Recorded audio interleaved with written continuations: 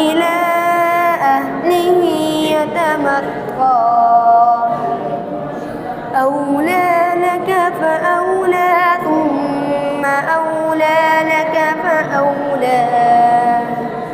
أيحسب الإنسان أن يترك سدى ألم يكن نطفة من مني يمنى